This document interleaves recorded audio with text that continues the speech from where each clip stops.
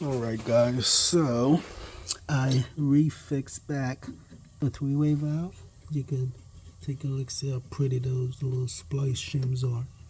Hit me up in the comment section if you want to know where I got these. Homemade. Didn't get them from anywhere. Homemade. Beautiful, look at that. Nice little, call them little splims, two little shims. And repair back the calibrator tube like it never even happened. All right, so let's go check the compartment inside the fresh food and freezer. I'm supposed to get air out of both intake. Look at that. Beautiful. That's what I want to see. Come down here.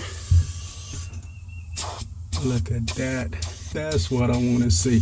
So now that tells me that the three-way valve is in home position and I'm ready to get rolling, replacing these parts, baby. That was my little biggest issue.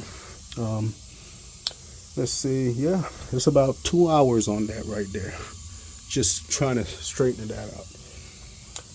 So now I can unplug it, and right now I got it in home position for sure.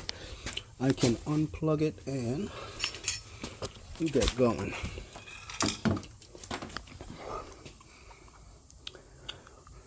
All right, let me start replacing these parts.